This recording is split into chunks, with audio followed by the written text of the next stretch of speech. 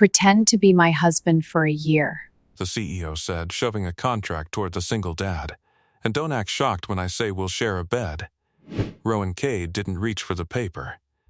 His eyes stayed on the signature line, steady, unreadable. It's not shock, he said. It's consent. Vivienne Halberg's smile held. It's optics. A merger. A morality clause. I need a family image. Her voice cooled. You need your daughter's surgery covered. Rowan's jaw tightened once, then released. By the way, where are you watching from? Tell me in the comments below. She thought money and fear would make him nod. She thought his silence meant surrender. He simply asked, So, we're sharing a bed? And the executive floor went quiet around them. Before the tower ever locked down, before elevators died and the boardroom lights blinked, she mistook his calm for weakness. Rowan stood from the leather chair without scraping it, like he'd trained himself never to make unnecessary noise. The room smelled of cedar polish and filtered air, a clean kind of power. Sit, Vivienne said, casual, like gravity was hers to assign. I'm listening, he replied. I don't take orders off the clock. A flicker crossed her face, annoyance, then calculation. She tapped her tablet, and the wall screen filled with investor headlines and a countdown timer labeled Merger Day. 12 weeks, she said. If I look unstable, the partner walks. Billions vanish. Jobs vanish. I'm not losing my company because a committee wants a wedding band. Rowan's thoughts slid to Lila's appointment, to the soft beep of monitors and the way she'd smiled at him like he wasn't supposed to be afraid. Fear was a luxury he couldn't afford. You picked me because I'm invisible, he said. You're safe, Vivienne corrected. No scandals. No ambitions. You keep your head down. Her gaze dipped to his work boots. You blend. And the bed. Her eyes sharpened, as if he'd insulted her by forcing her to say it plainly. We'll live under the same roof when needed. Appearances. Events. Separate rooms if you insist. A pause, and then, flat. But reality sells better than a script. Reality was Leela's surgery estimate folded in his jacket like contraband. Reality was him cleaning executive fingerprints off glass while counting the days he could still keep his child safe. He pulled out a small, creased calendar instead, paper soft from being opened too often. Dates circled in ink, notes cramped into margins. Vivienne glanced at it like it was clutter. Are we negotiating with stationery now? We're negotiating with a life, Rowan said. Her smile thinned. Don't dramatize it. I'm offering a solution, you're offering ownership.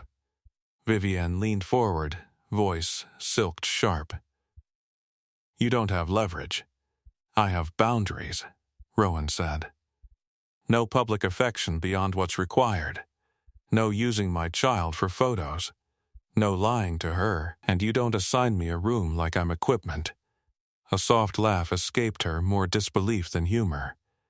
Your facilities. I manage facilities, he corrected. Words matter. Vivienne's eyes cooled. Do you want to correct vocabulary while your daughter waits? That was the strike she meant to land. Rowan felt it, clean and cruel, and for a heartbeat his mind flashed elsewhere. Alarms, dust, voices calling in calm code. He swallowed it down until only control remained. Don't use her, he said quietly. Silence stretched. Somewhere beyond the glass wall, an elevator chimed, bright and indifferent. A red camera light blinked in the corner, recording everything. Vivienne's thumb hovered near the door control app, the kind that opened locks for executives. Rowan didn't look at it. He waited for her to choose again. Vivienne studied him as if she'd finally noticed something that didn't fit. The way he didn't fidget. The way pressure didn't bend him so much as sharpen him. Rowan placed 2 fingertips on the contract, not to accept it, just to stop it from sliding like a trap. "If I do this, it's not because you bought me." "Then why?" she asked. He looked down at the circled dates, then up at her perfect office. "Because my daughter deserves tomorrow," he said. "And because you've built a world where you think nothing can touch you." Vivian's chin lifted. "Nothing can." Rowan's expression didn't change, but something in his eyes said he'd heard that sentence right before disasters began. "I'll read it," he said.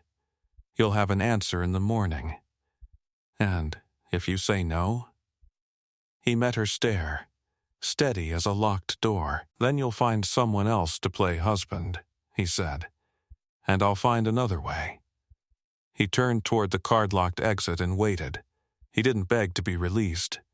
He simply stood there, patient, as if time obeyed him more than it obeyed her. He stood at the card-locked door, waiting. Vivian watched him for a beat too long, then tapped her phone. The magnetic seal clicked open with a soft, obedient sound. Rowan stepped into the executive corridor without thanking her. Tomorrow morning, she called after him. 9 sharp. He didn't turn around. "I'm always on time." The corridor lights reflected off polished marble, the kind that never saw dirt long enough to remember it. Assistants glanced up from glass desks as he passed, their expressions politely blank. A facilities manager leaving the restricted floor wasn't unusual. The air, however, felt different, charged. Inside the office, Vivian remained still. She wasn't used to negotiations that didn't tilt her way within seconds. Rowan took the service elevator down instead of the main lift. The hum of machinery felt honest. Metal cables vibrated faintly behind the walls. He rested his palm against the cool steel, grounding himself. His phone buzzed. "Lila." "Hey, Starfish," he answered softly. "Did you fix the squeaky door yet?" Her small voice asked. It sounded like it was crying. He smiled despite the pressure building in his chest. "I'll fix it tonight. Promise, you sound tired." "I'm thinking," he said. "About my heart?" He closed his eyes briefly. "About everything." There was a pause on the line, the kind children fill with understanding they shouldn't have to carry. "You'll figure it out," she said with quiet certainty. The elevator doors opened into the lower mechanical level. The smell of oil and dust wrapped around him like reality returning. Pipes lined the ceiling. Warning lights blinked in steady rhythms. This was his terrain. He walked past tool cabinets and breaker panels, nodding at a junior technician. "You were upstairs?" the tech asked. "Yeah, how'd that go?" Rowan shrugged lightly, still standing. The tech laughed, unaware of how accurate that was. By the time he reached the loading dock, the night air cut through his shirt. The city skyline glittered above, glass towers glowing like monuments to people who never saw the basements holding them up. His phone buzzed again, an email notification. From Vivian Halberg. Subject: Draft Agreement. Attached were 37 pages. He didn't open them yet. Instead, he sat on the concrete edge of the dock and watched a truck reverse into position. The beep, beep, beep echoed sharply. The contract wasn't just about pretending. It was about proximity. Access. Control. If he signed, he'd be stepping directly into her world, not as a visitor but as a visible fixture, and visible meant vulnerable. Back upstairs, Vivienne was already making calls. "Yes, he's considering it," she told Marcus Feld. "No, he's not ambitious. That's the point. A pause. He's stable. Stable." Rowan almost laughed when he finally opened the document on his phone. Clause after clause described appearance expectations, cohabitation timelines, public events, behavioral conduct. Buried near the end was the medical coverage section. Full surgical coverage. Post-operative therapy. Extended insurance rider. He exhaled slowly. Money couldn't buy skill, but it could buy time. The loading dock lights flickered once. A small glitch. Rowan's eyes shifted upward automatically, noting it. Probably nothing. He made a mental note anyway. He stood and headed back inside, walking through the narrow corridor where the walls sweated condensation from overworked cooling systems. He ran his fingers along a conduit panel as he passed, instinctively checking its vibration. Something felt off. Subtle, like a pattern just slightly misaligned. He filed it away. At home later that night, Lila was asleep on the couch with a coloring book open on her chest. The apartment smelled faintly of tomato soup. He lifted her gently, carrying her to bed. She stirred. "Did you win?" she murmured. He brushed her hair back. "Not yet. Don't let them be mean to you," she whispered. His jaw tightened, but his voice stayed warm. "They don't get to decide that." After tucking her in, he sat at the small kitchen table and reopened the contract. The overhead light hummed faintly. Outside, a siren wailed in the distance. He signed nothing. Instead, he typed an email back. Terms amended. He outlined his boundaries clearly. Separate rooms. No exploitation of his child's image. Financial transparency. Legal protections. Then he added one more clause of his own. Emergency authority access to building infrastructure during official events. He knew she'd noticed that one. Before hitting send, he paused. If you're watching this unfold and you've ever been told you're just something, just staff, just background, just convenient, subscribe with the bell on. Because this isn't only about one contract. It's about what happens when someone underestimated steps into the spotlight. He pressed send. Across the city, in her penthouse office overlooking the river, Vivienne's phone lit up. She opened his counterproposal slowly. Her eyes narrowed at the added clause. Emergency authority access? For a facilities manager? She leaned back in her chair, considering him again, not as invisible, but as an equation she hadn't solved yet. Below her, deep inside the tower's mechanical core, a quiet system pinged. A minor anomaly flagged itself in a maintenance log. Unnoticed. For now. Unnoticed, for now, but not by him. The next morning, Rowan stepped out of the service elevator and into the main lobby just as the glass doors parted for a flood of executives. Marble floors reflected tailored suits and sharp heels. The air carried the faint scent of espresso and expensive perfume. Vivienne was already waiting near the reception desk, tablet in hand. "You added a clause," she said without greeting. "I did." "Emergency authority access?" Her brow arched. "You're not security." "I manage the system security relies on," he replied evenly. A few board members slowed their pace, pretending not to listen. Vivienne's lips pressed thin. "You expect me to hand you override clearance because you're cautious? I expect you to prepare for what you can't buy your way out of."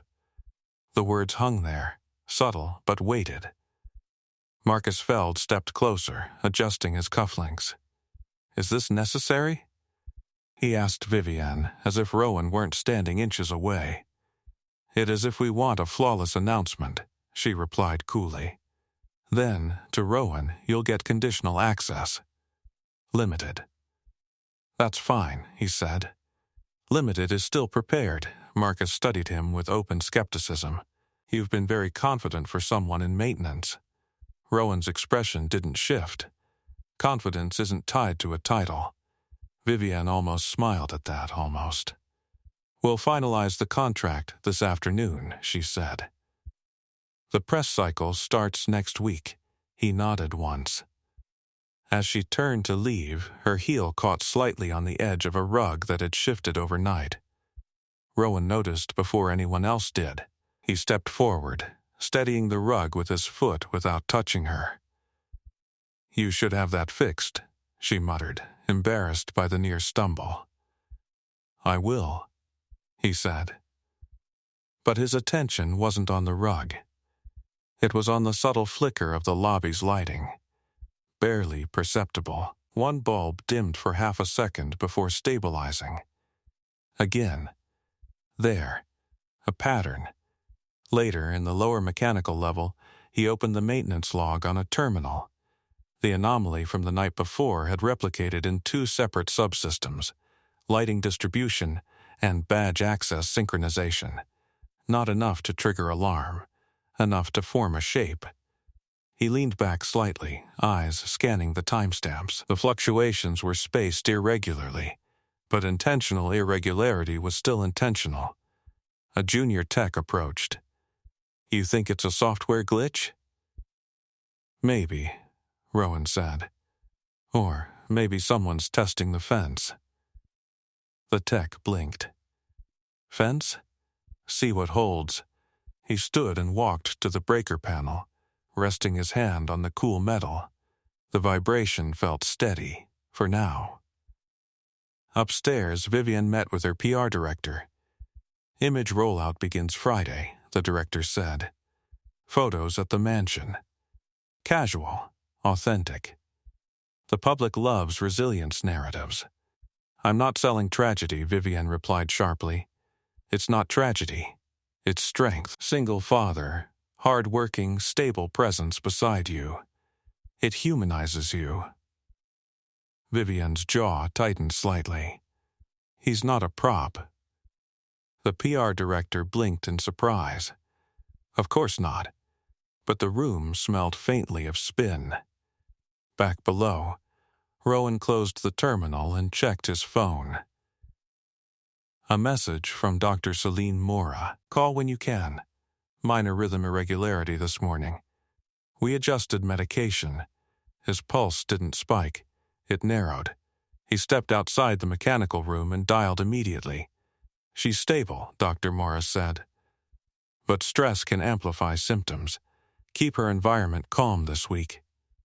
He almost laughed at the irony. "Understood," he replied. "Are you okay?" The doctor asked quietly. "I will be."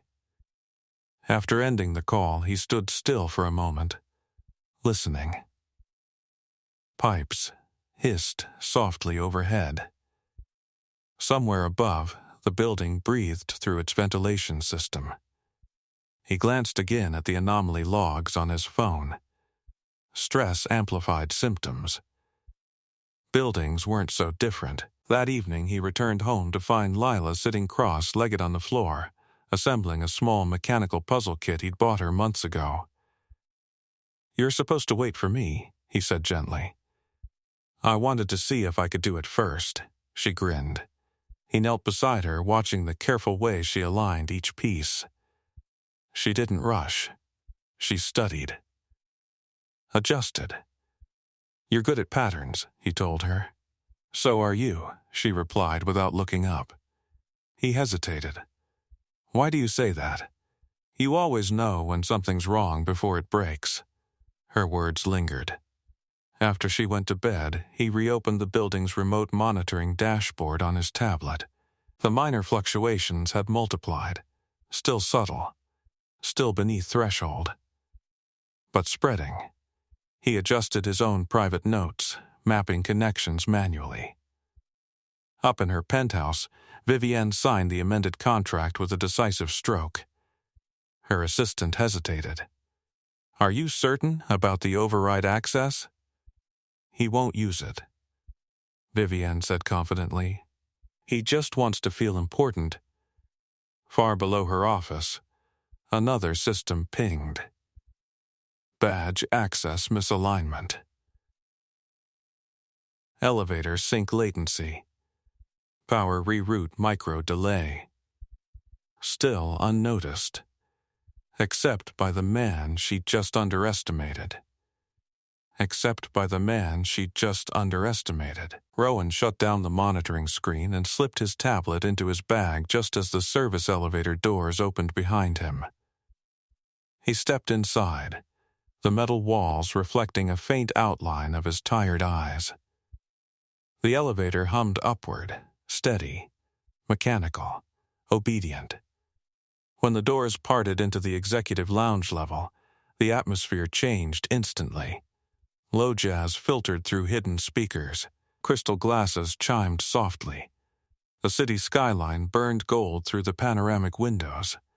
Investor preview night. He hadn't been scheduled to attend, but facilities oversight during high-profile events fell under his jurisdiction. Vivienne stood near the center of the room, emerald dress catching the light like armor disguised as elegance.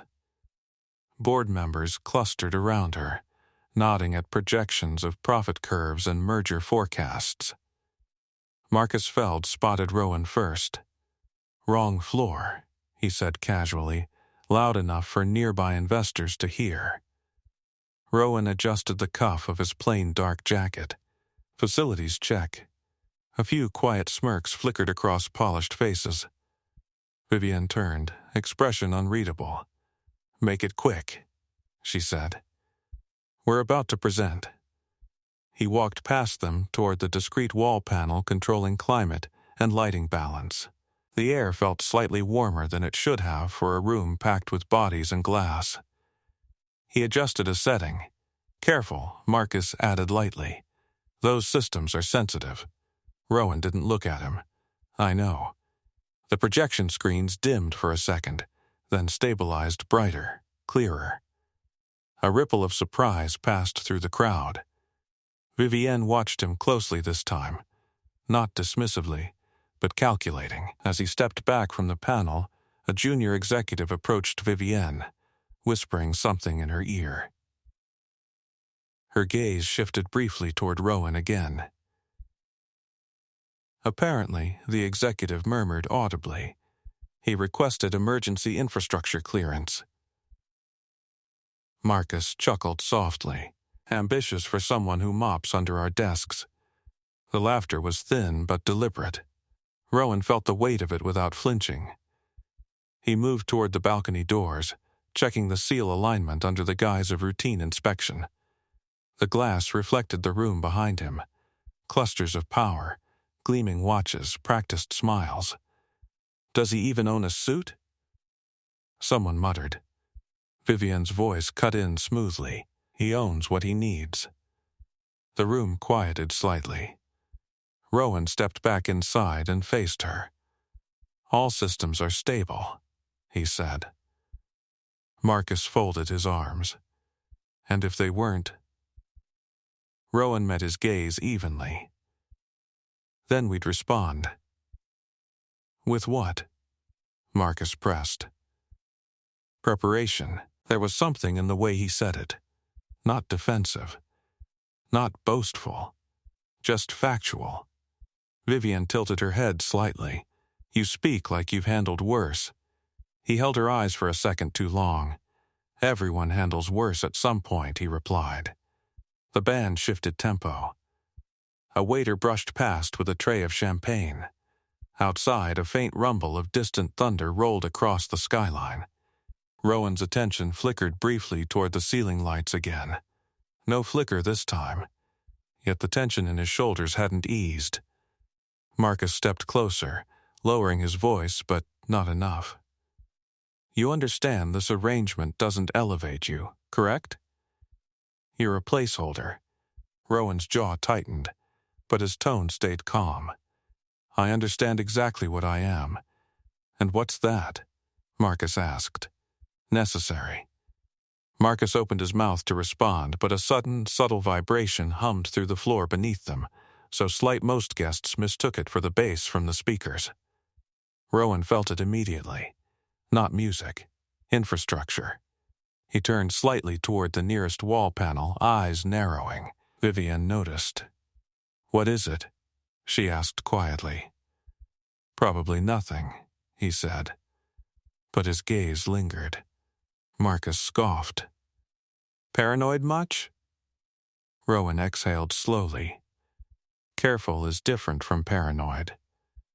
The vibration faded as quickly as it had come. The room resumed its confident hum. Vivienne stepped closer to him, lowering her voice. "You're reading ghosts into wires." "Maybe," he said. "But ghosts leave patterns." She studied him again, longer this time. Before she could respond, the main screen behind them glitched for half a heartbeat. A thin horizontal line streaked across the projection before vanishing. Several investors blinked. Just a software hiccup. An IT consultant called from the side of the room. Rowan didn't move. His mind was mapping connections, lighting flickers, badge sync issues, micro power delays. Vivienne turned to him quietly. "You're not smiling. Should I be?" "Investors are watching." He gave a faint nod and adjusted his posture slightly, as if slipping into a role.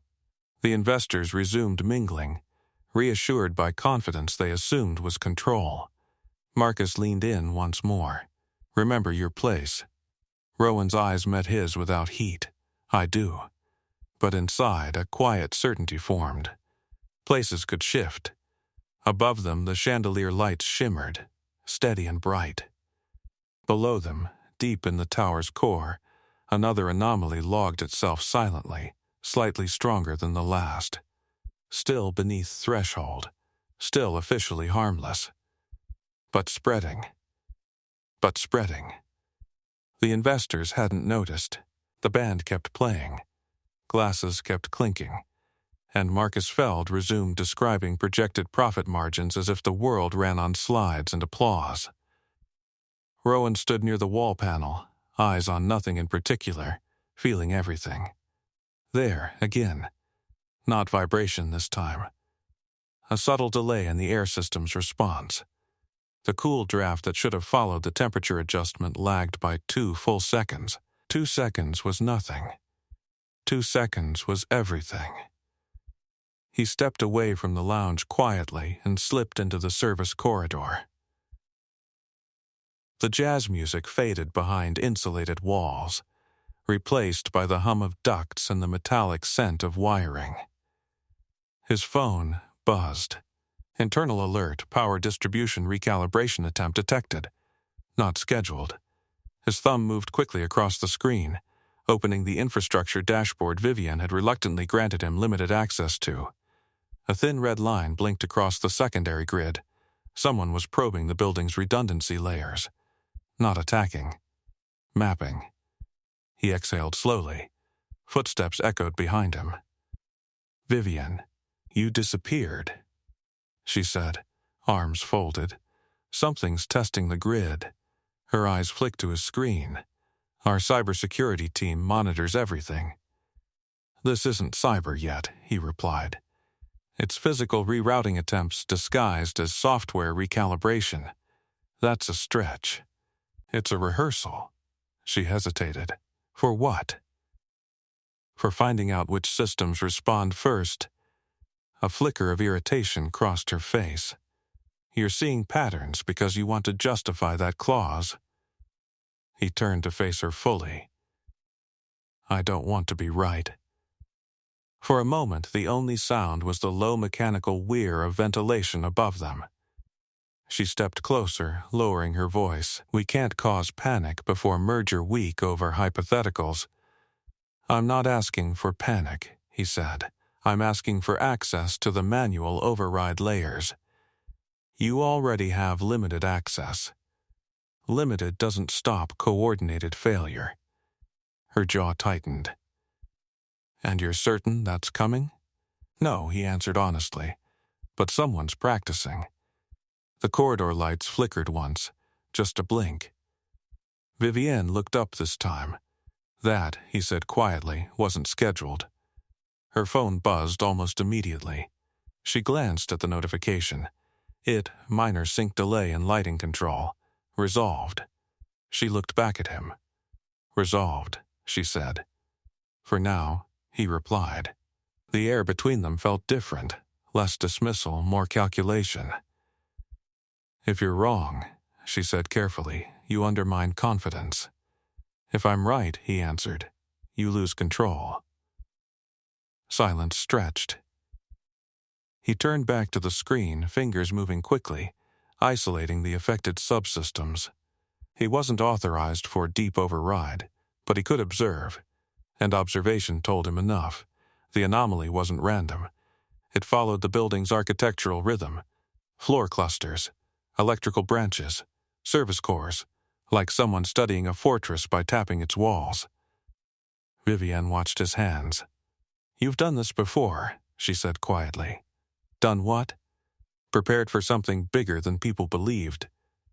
He didn't answer. Instead, he pulled up a schematic of the service tunnel network beneath the tower. These tunnels, he said, are older than your security software. Manual valves. Independent breakers. If the automated system locks, this is where you breathe. She studied the map. You memorized this. It's my job. It's more than that. He met her gaze. I don't gamble with structures people stand inside. A distant rumble of thunder rolled again outside, closer this time. Her phone buzzed once more.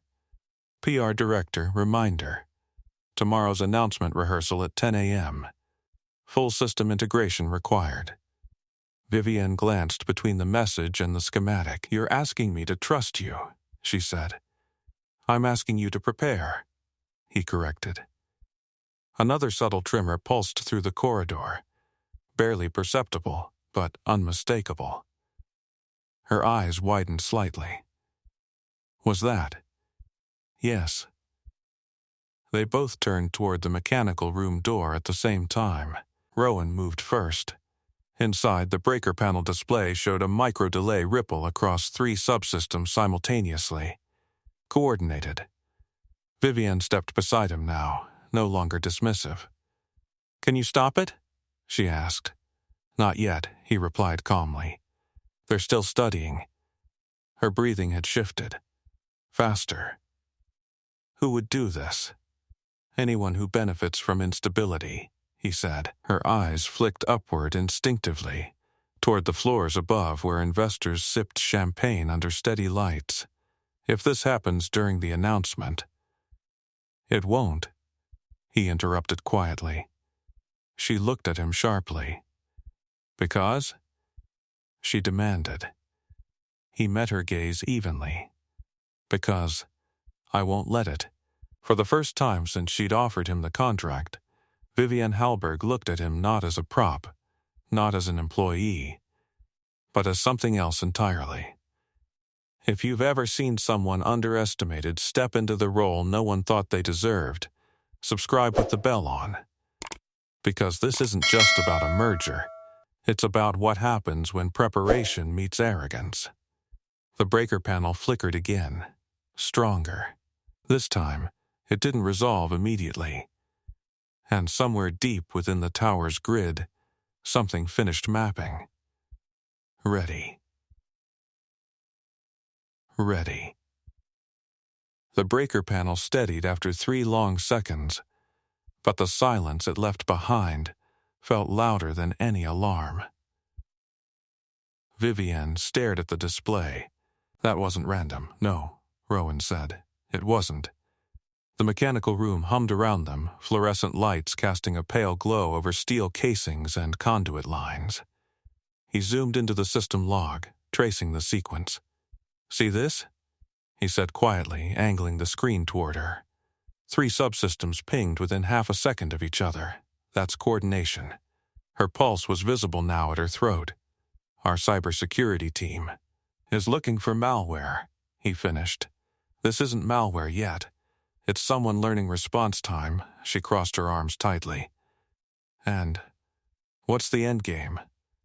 Control, he replied. If they know which system buckles first, they know where to press.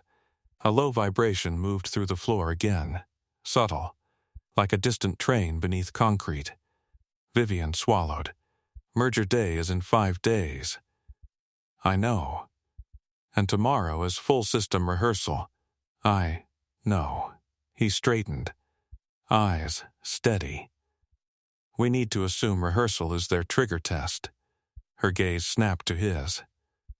You're saying they'll strike tomorrow? I'm saying tomorrow gives them maximum data with minimum suspicion. Silence expanded between them. She stepped back, running a hand through her hair, an unguarded gesture she likely didn't even realize she'd made. If we escalate security, investors get nervous. If you don't, he said evenly, they'll see panic live. Her jaw clenched. You're asking me to hand building command to a facilities manager during the most important week of my career. I'm asking you to use the person who knows the building without needing a manual. Her eyes searched his face, as if trying to measure the weight behind his calm. Why are you this prepared? She asked quietly. He didn't answer immediately. Instead, he walked to the old analog breaker array mounted lower on the wall, unused, rarely noticed. He rested his hand against it. Because automated systems fail faster than people admit, he said, and because when they do, hesitation costs. Her voice softened slightly. You've seen that. Yes, thunder cracked louder this time, rattling the ducts overhead. Vivienne looked at the schematic still open on his tablet. If we give you full override access, and you're wrong, I'll take the blame, he said without pause. And if you're right? He met her gaze. You'll never forget who saved you. The honesty of that didn't feel arrogant. It felt inevitable. She inhaled slowly. All right, she said. Temporary full override for rehearsal and announcement day. No one else needs to know. He nodded once. But if you embarrass me, I won't. Her eyes narrowed slightly. You're very certain. I don't gamble with structures people stand inside, he repeated. She hesitated, then added quietly, including my company? Including anyone inside it. The distinction lingered. Her phone buzzed sharply, breaking the moment. Hit director, minor data packet anomalies across internal network. Monitoring. Vivienne looked up slowly. Packet anomalies? She murmured. Layering, he said under his breath. She turned toward the door. We need to coordinate. He followed her out into the corridor. The air felt heavier now, as if the building itself was aware. As they walked toward the elevators, she stopped abruptly. Lila, she said quietly. She won't be here tomorrow. It wasn't a question. She has an appointment in the morning, he replied. I'll pick her up after. Good. The elevator arrived. They stepped inside together. The ride upward felt longer than usual. Halfway to the executive floor, the lights flickered again, longer this time. Vivienne stiffened. Rowan didn't. The car stabilized. She exhaled slowly. You're not even startled, she said. I don't startle easily. The elevator doors opened to a corridor lined with framed awards and company milestones. Success memorialized in glass. Vivienne paused before stepping out. If something happens tomorrow, she said quietly, and you were right. He waited. I won't treat you like background again. His expression didn't change, but something in his eyes softened almost imperceptibly. I don't need treatment, he said. I need cooperation. She gave a faint, reluctant nod. They stepped into the executive wing together, no longer separated by marble and steel, but by a shared awareness of what might be coming. Behind them, deep in the building's core, a new anomaly registered, not subtle, not testing, active. Active. The notification pulsed across Rowan's phone just as they stepped into the executive corridor. Primary grid fluctuation detected. Vivienne stopped mid-stride. Now? Looks like escalation, he said calmly. Employees moved around them unaware, heels clicking against marble, assistants carrying tablets, conversations about catering and press seating drifting casually through the air. Rowan was already moving toward the nearest security console. Talk to me, Vivian demanded, matching his pace. The fluctuation originated in the east power spine, he said, scanning data. That line feeds 3 upper executive floors, including the main boardroom. Her jaw tightened. That's tomorrow's rehearsal space. Yes. A low hum rippled faintly beneath their feet, just enough to make Rowan glance upward. Why isn't the alarm sounding? She asked. Because it hasn't crossed failure threshold, he replied. Whoever's doing this knows exactly how far to push. They reached the control room doors. Rowan swiped his temporary override badge. The light blinked green. Inside, rows of monitors displayed building schematics and live feeds. The IT director stood near the central console, tension sharp in his posture. We're seeing synchronized anomalies, the director said, but nothing's breaching. Rowan stepped beside him. They're pacing us. Pacing? Learning reaction speed. The IT director glanced at Vivian. Should we shut down systems for inspection? Vivian hesitated.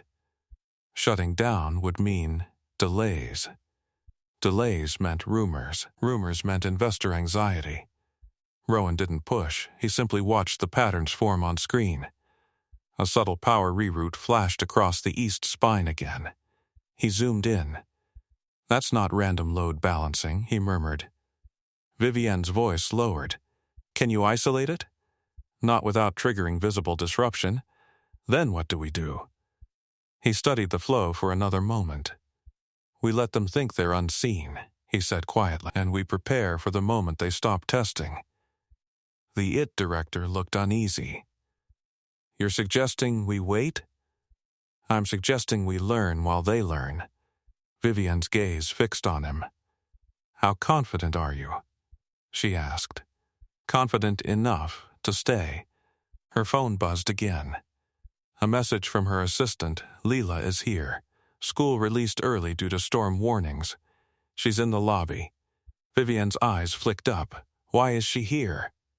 Storm moved her appointment, Rowan said, already turning toward the exit. They hurried toward the elevators. This time the ride down felt heavier. Halfway to the lobby, the lights flickered harder, 3 rapid pulses. Vivian grabbed the handrail instinctively. Rowan remained steady. When the doors opened, the lobby was dimmer than before. Emergency lighting glowed faintly along the floor panels. Lila stood near the reception desk, clutching her small backpack, eyes wide but not panicked. Dad? She called. He crossed the marble floor quickly but calmly, kneeling to her level. You okay? He asked. She nodded. The lights blinked. I know. Vivian approached more slowly, watching the scene unfold. The child looked so small against the towering glass walls. Is it breaking? Lila asked quietly. No, Rowan said gently. It's just stretching. Vivian's brows furrowed slightly at that choice of words. Suddenly, the main lobby chandelier flickered violently. Once, twice, and then steadied. A ripple of murmurs passed through the staff. The IT director's voice crackled over the intercom. Minor grid fluctuation, systems stabilizing. Rowan's eyes lifted to the ceiling again. Not minor, escalating. He stood slowly, keeping one hand on Lila's shoulder. Vivian stepped closer to him, voice barely above a whisper. This isn't rehearsal.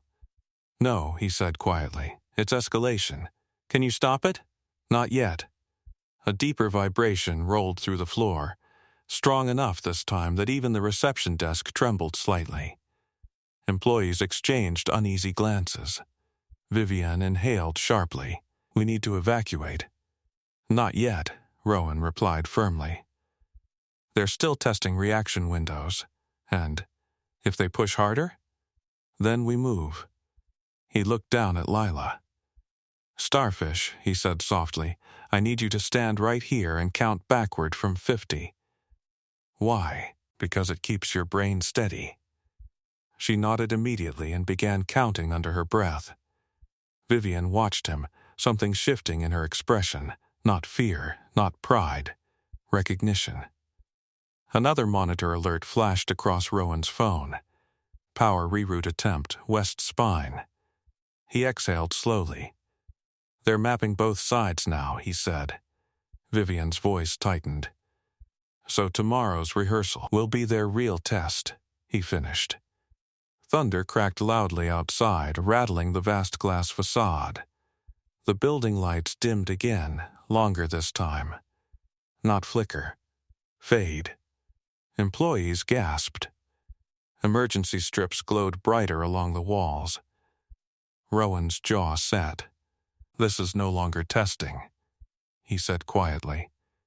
The grid alert on his phone shifted from yellow to orange, and somewhere deep in the building's infrastructure, the rehearsal ended.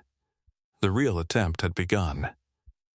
The real attempt had begun.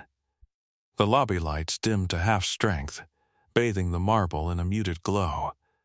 A low mechanical groan rolled through the structure, like the building itself had taken a strained breath. Rowan's phone vibrated hard in his palm. Primary grid instability. West and east spines unsynchronized. Vivian stepped closer to him, her voice steady but thinner than before. Tell me what to do. That shift, those 4 words, changed everything.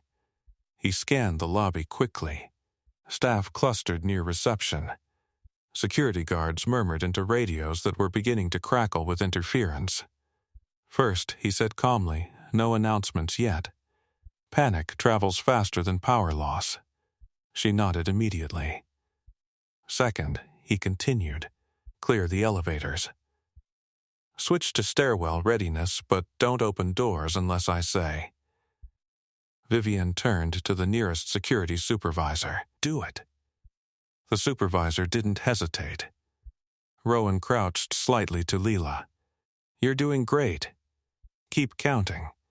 32, 31, she whispered, focused. He stood again and opened the full override interface Vivian had granted him. The map of the tower pulsed with orange and red threads. They're forcing load imbalance between the 2 spines, he muttered. Vivian heard the controlled edge beneath his tone. Can you rebalance? Not digitally. They're hijacking the automation. The chandelier flickered violently overhead, glass crystals chiming together like brittle wind. A sharp alarm tone beeped once, then cut out. They're suppressing alerts, Rowan said. Vivian's breathing quickened. How? They mapped our thresholds. Another vibration pulsed upward from the floor. Stronger now. Employees began stepping back instinctively. Rowan's eyes shifted toward the hallway leading to the service access corridor. Manual layer. He turned to Vivienne. I need physical access to the lower breaker spine. Go, she said immediately. He hesitated only long enough to look at Leela. Stay with her. Vivienne knelt beside the child without thinking. I've got you. Rowan moved fast now, but not rushed. He crossed the lobby and disappeared into the service corridor, the sounds of murmuring executives fading behind him. The narrow hallway smelled of dust and heated metal. Emergency strips flickered overhead. His phone buzzed again. Elevator lock cycle failure detected. They're escalating, he muttered. If you've ever seen the moment when the quiet person steps into command and everyone else realizes they were wrong, subscribe with the bell on, because what happens next changes everything. He reached the mechanical access door and swiped his override badge. Red. He tried again. Red. They've blocked digital override, he breathed. He pulled a physical key from his belt, rarely used, rarely needed, and inserted it into the manual lock. The door groaned open. Inside, the breaker chamber pulsed with unstable current. The main digital control panel flickered erratically.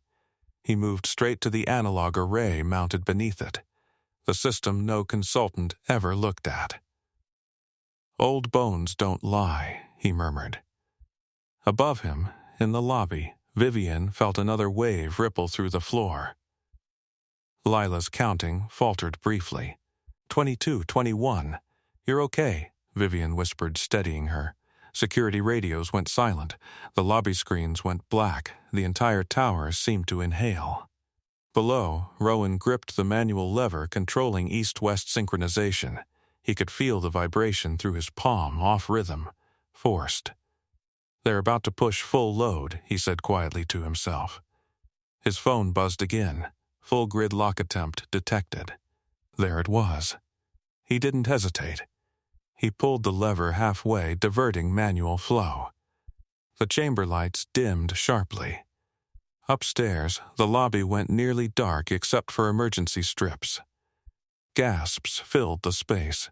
Vivian looked toward the service corridor, heart pounding. Down in the breaker room, sparks flickered across one of the digital relays as it tried to override his manual input. "Not today," he muttered. He shifted the second analog switch, rerouting auxiliary power to the west spine. The vibration steadied slightly, but not enough. Sweat gathered at his temples. The air smelled sharper now, electrical, metallic. "They're fighting back," he breathed. His phone screen glitched, signal interference increasing. He had seconds. He closed his eyes briefly, listening. Not to the alarms, not to the digital chatter, but to the rhythm beneath it all. The building's breathing. There, a pattern in the interference pulses. They're timing the surge with automated recalibration, he realized. He waited half a beat, then pulled the main manual cutoff exactly between the interference spikes. The breaker room lights cut entirely for one terrifying second. Above, the lobby plunged into darkness. Silence swallowed the building. Then, emergency backup surged cleanly through the manual channel. Lights flickered back on, steady this time. The vibration eased. The red threads on his screen shifted to yellow. Gridlock attempt failed. Rowan exhaled slowly, hands still firm on the levers. Upstairs, the chandelier steadied. Employees stared upward in disbelief. Vivienne rose slowly from her crouch beside Lila. "What just happened?" Marcus demanded, pale. Vivienne didn't look at him. Her eyes were fixed on the service corridor. Because for the first time, the tower wasn't standing because of her authority. It was standing because of him. It was standing because of him. The lobby lights held steady now, no flicker, no hum, just a low, controlled glow washing over stunned faces. Marcus Feld wiped his forehead with a handkerchief he probably hadn't used in years. "Is it over?" he demanded, voice thinner than before. Vivienne didn't answer him. Her eyes remained locked on the dark mouth of the service corridor. A moment later, Rowan emerged from it, sleeves rolled slightly, a faint smear of dust near his wrist. He didn't look triumphant. He looked focused. "Primary surge neutralized," he said calmly. "They tried to force a synchronization crash." The IT director rushed forward. "Our monitors went blind for 12 seconds. "I know," Rowan replied. "They masked the spike with recalibration pulses." Marcus stared at him. "In English, they tried to overload the building so it would lock itself down," Rowan said evenly. "When automated systems fight each other, safety protocols freeze everything." Vivienne stepped toward him. "And you?" "Bypassed automation," he answered. "With what?" She pressed. He glanced toward the service corridor. "With the part no one modernized." The implication hung there. Marcus's tone sharpened defensively. "You're saying our upgrades are the problem?" "I'm saying your upgrades forgot redundancy," Rowan said. "Old systems don't advertise themselves. They just work." The employees around them exchanged glances. Security guards stood straighter, Assistants who'd once avoided eye contact now watched him openly. Lila broke the tension.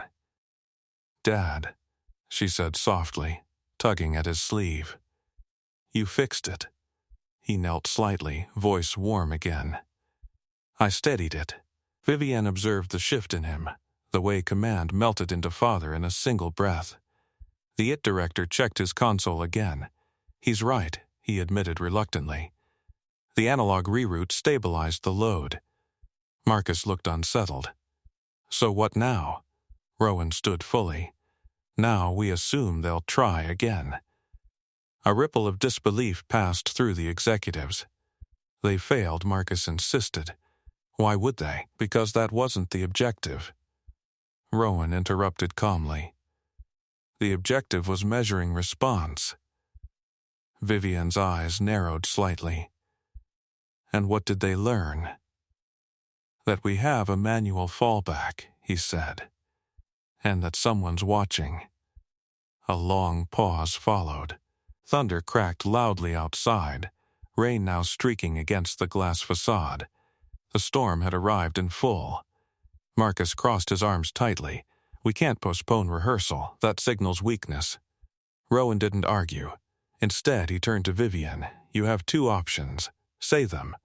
Pretend this was a glitch and proceed like nothing happened," he said evenly. "Or use rehearsal as bait." Her brow lifted slightly. "Bait?" "They escalated once. They'll escalate harder during a full system test.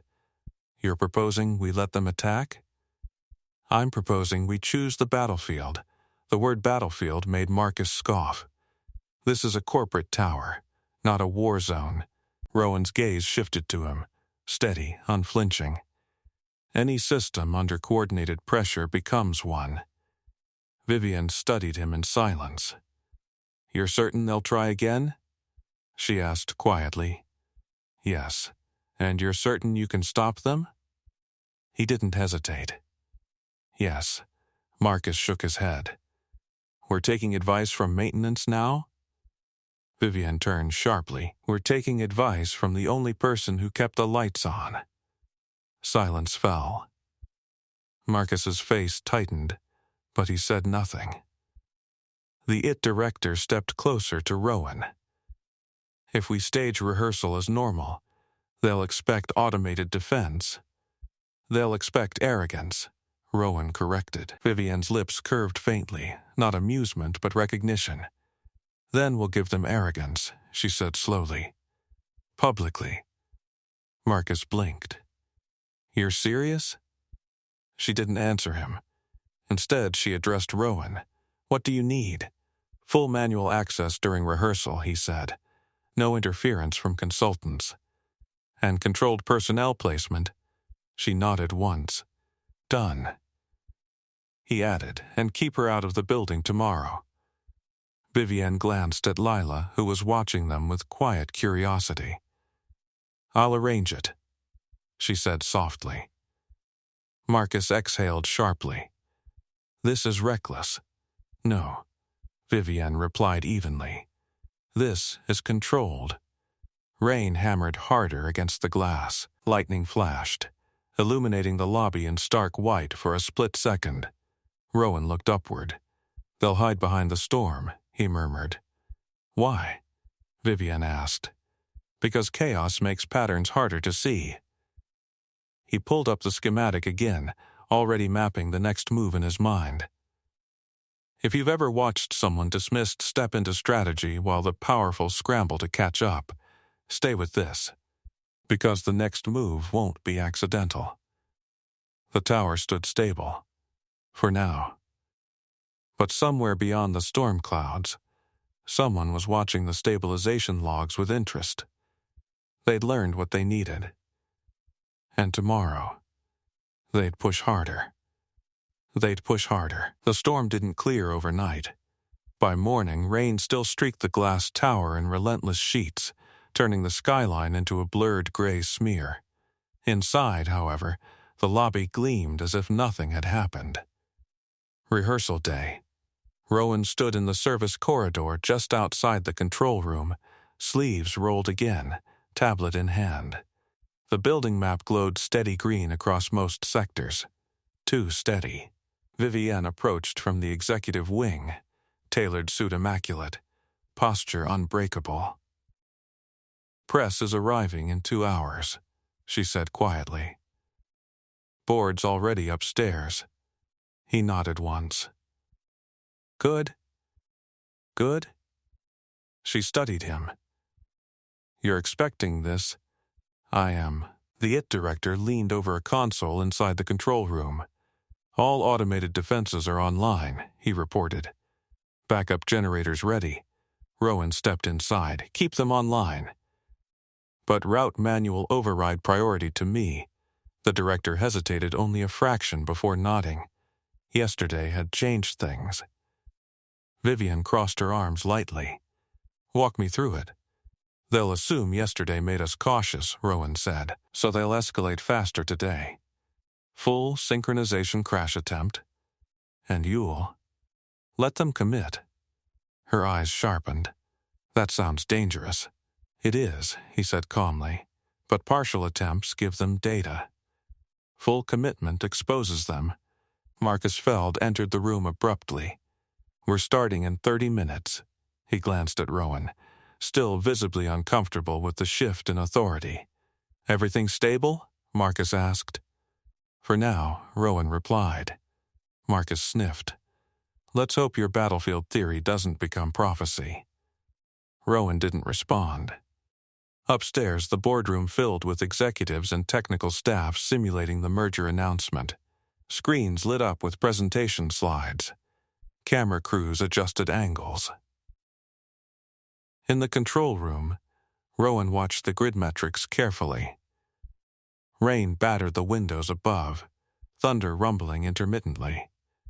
There. A subtle spike. "East spine latency increasing," he murmured. The IT director frowned, barely above baseline. "Watch the west in 3, 2. A matching spike appeared. Vivienne's eyes widened slightly. "It's synchronized, yes." The first automated recalibration engaged automatically. Rowan didn't interfere. The second spike came stronger. Boardroom lights flickered faintly on the internal feed. Marcus's voice crackled over the intercom. "What was that?" "Minor fluctuation," Vivienne answered smoothly, pressing the talk button. "Continue." Rowan watched the data threads turn orange. "They're escalating faster," he said quietly. "How close?" she asked. 10% from forced lock." The IT director swallowed. "Should we intervene?" "Not yet," Rowan replied. Another surge hit. Harder. Boardroom monitors blinked. Audio glitched momentarily. Marcus's voice came through sharper this time. "Vivienne?" She looked at Rowan. 5%, he said. The grid threads flashed red. "Now," he said calmly. He reached for the manual override console, bypassing the digital interface entirely. His fingers moved with precise economy, switching primary control from automated defense to manual channel priority. The digital system attempted to resist, its programming fighting the sudden override. "Hold," he murmured. A heavy vibration rolled through the tower, strong enough this time that papers slid slightly on desks upstairs. The boardroom feed showed executives gripping the table. 3%, the IT director whispered. Rowan waited, counting silently, not by numbers, but by rhythm. The interference pulses had a cadence. There. He cut automated synchronization entirely. For one terrifying second, the boardroom feed went black. Gasps echoed faintly through the intercom. Marcus shouted something unintelligible. Then Rowan rerouted auxiliary power through the analog spine, clean, uninterrupted. Lights snapped back on, brighter than before. The vibration ceased abruptly. Silence filled the control room. The grid threads shifted from red to steady green. Attempt blocked. Source trace initiated. The IT director stared at the screen. We're tracking the intrusion signal. Lock it, Rowan said calmly. Vivian exhaled slowly, shoulders lowering just slightly. Upstairs, the boardroom lights held steady. The screens resumed perfectly aligned slides. Marcus's voice returned, shaken but audible. What just happened? Vivian pressed the intercom again, her tone composed. System resilience demonstration. Continue. She looked at Rowan as she said it. Not a lie. A demonstration. The IT director turned the screen toward them. We've isolated the origin cluster. Vivian leaned in. Internal? No, the director said. External node disguised as maintenance software update. Rowan nodded once.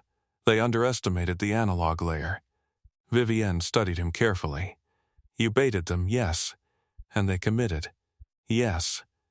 Marcus burst into the control room moments later, face pale. We nearly lost the entire feed. Rowan met his gaze evenly. But you didn't.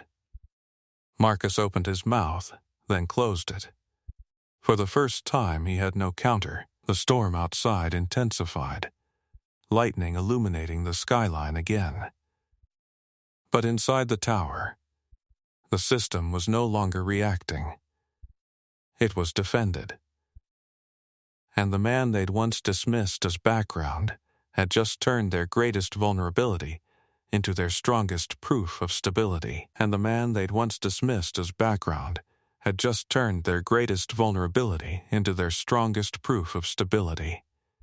Marcus stood in the control room doorway, rainwater still clinging to his coat from the dash across the sky bridge. His breathing hadn't fully settled. You cut the feed, he said, accusation thin under the surface. I cut automation, Rowan corrected calmly. There's a difference. The IT director rotated the monitor so everyone could see the traceroute pulsing on screen. We've isolated the external node, he said. Corporate competitor shell. Masked as a vendor, Vivienne's expression hardened. Not panic now, but calculation. Can we prove intent? Attempted forced synchronization qualifies, Rowan said quietly. You have logs. Marcus looked between them. So what, press charges? Make this public? Vivienne's gaze flicked to Rowan. If we expose it now, we control the narrative. And signal vulnerability, Marcus shot back. Rowan folded his arms loosely, posture steady. You don't look vulnerable, he said. You look prepared. Marcus scoffed faintly. Prepared because maintenance pulled a lever? Rowan didn't react to the word. Prepared because redundancy matters, he replied evenly.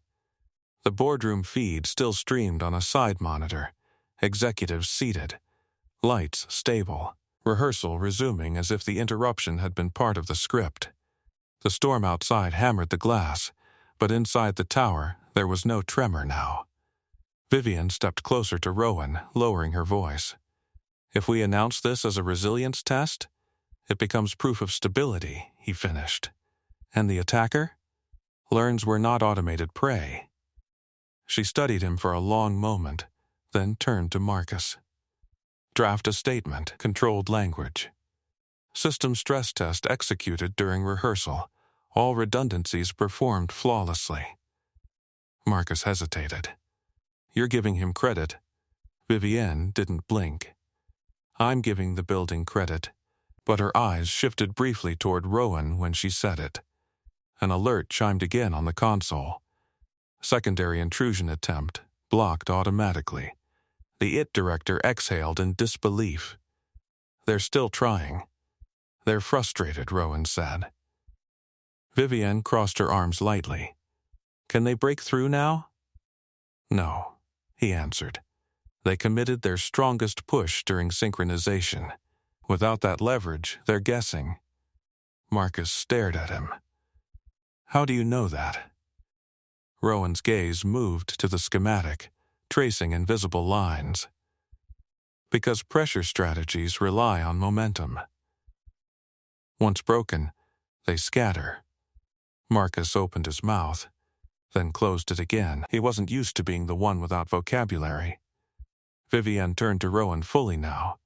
"You didn't just stabilize the grid," she said quietly. "You anticipated the escalation curve." He shrugged slightly. "Patterns repeat. Where did you learn to read them like that?" she asked. For a moment, the control room felt smaller. Rowan's expression didn't shift, but something in his eyes went distant. "Measured places where failure wasn't financial," he said. Vivienne absorbed that. The IT director cleared his throat. "Source trace complete. We have location data." Marcus leaned forward eagerly. "Good. We bury them." Vivienne shook her head slowly. "No. We don't bury anyone." Marcus blinked. "What?" "We let them know we saw them," she said calmly. "We send a message." Rowan nodded once. Strength without retaliation is more unsettling. Marcus stared at them as if he'd stepped into a different company. Rain continued to lash the windows, but inside the tower, the grid held steady, green across the board. Vivienne stepped closer to Rowan, voice low enough that only he could hear. "You were right." He met her gaze. "About?" "Everything." It wasn't dramatic. It wasn't loud. It was acknowledgement. He didn't smile. "Preparation isn't dramatic," he said. "It's quiet." Her eyes softened slightly. Not admiration exactly, but respect.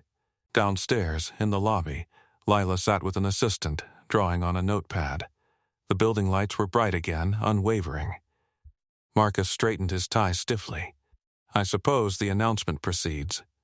Vivienne nodded. "It does." She turned to Rowan once more. "Stay in the control room during the live stream, I will. And after?" "After," he said calmly, "you finalize the merger. And you?" she asked. "I go home," he replied. "My daughter has a doctor's follow-up." There it was, the anchor beneath everything. Vivienne watched him for another second, then extended her hand. Not a command, a gesture. Rowan looked at it briefly, then shook it. Not as employee to CEO, but as equal to equal. The storm outside began to ease gradually, thunder rolling farther away. Inside the tower, the lights didn't flicker once. The battle for control had ended.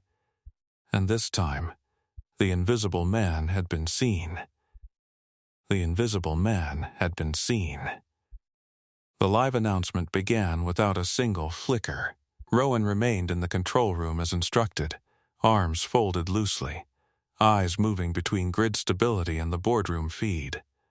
The storm outside softened to a steady drizzle, rain tracing calmer lines down the glass facade.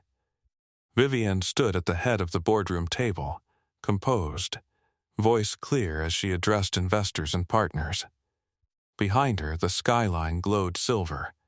"Today," she said, "we don't just announce a merger, we demonstrate resilience." Marcus shifted slightly in his seat but said nothing. On the side monitor, Rowan watched the metrics hold steady. No orange threads, no latency spikes. Whoever had pushed yesterday had gone quiet. Or learned enough. The speech concluded with applause, measured at first, then building. Merger approved. The boardroom doors opened. Executives spilled into the corridor with relieved laughter, congratulating one another as if the tower hadn't nearly betrayed them 24 hours ago. Vivienne entered the control room moments later. "It's done," she said simply. Rowan nodded once. "Good." Marcus followed behind her, less rigid than before. "The logs are clean," the IT director added. "And the trace data gives us leverage." Vivienne turned toward Rowan fully now. "We're issuing a formal statement this afternoon." He didn't ask what it would say. "You'll be named," she continued. He blinked once. "That's not necessary." "It is," she said firmly. The board needs to understand who kept this building standing. Marcus cleared his throat. The board understands. Rowan's gaze shifted briefly to him. A small shift in tone. A subtle concession. Vivian stepped closer. You asked for cooperation, she said quietly. You have it. He held her eyes. Good. There was no triumph in his expression, just steadiness. Your contract, she added after a moment, remains valid. But the terms can change. He tilted his head slightly. How? No more optics without consent, she said. No more treating you like background, and no shared space without agreement. The corner of his mouth moved, barely. That's a start, and Lila's surgery, she said softly. It's covered. Fully. His jaw tightened briefly, not from anger this time, but relief. Thank you, he said. It wasn't submission. It was acknowledgement. Marcus glanced between them. We'll need to recalibrate internal authority protocols, he muttered. Rowan looked at him calmly. Redundancy isn't disrespect. It's protection. Marcus nodded once unexpectedly. Outside the control room, employees moved through the corridors differently now. Word had already spread. The building hadn't survived because of software. It had survived because someone in steel-toed boots had understood its bones. Rowan checked his phone. Dr. Mora, all clear for today. See you tomorrow morning. He exhaled slowly. Vivian noticed. You should go. He nodded. I will. As he reached the doorway, she called after him. Rowan. He turned. For what it's worth, she said, voice steady but warmer than it had ever been. I was wrong. He studied her for a second. About? Where power lives. A quiet pause settled between them. Power doesn't live in glass, he said. It lives in preparation. She gave a small nod. He walked down the corridor toward the elevators. Not the service lift this time, but the main one. No one questioned it. The elevator descended smoothly, no flicker, no hesitation.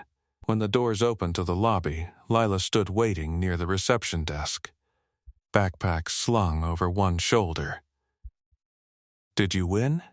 She asked. He knelt to her level again, the noise of the tower fading behind him. We held, he said. She smiled brightly. That's better. He stood and took her hand. As they stepped outside into the softened rain, the tower behind them reflected a steadier sky. The contract still existed. The year ahead was uncertain. But the balance had shifted. And sometimes, that was enough. If you want the next story where quiet strength flips the script again, ask me for the next story title. Subscribe and don't miss our next story. The mechanic they fired fixed the jet midair. Trust me, you'll feel it. And tell me in the comments, what injustice should we tackle next?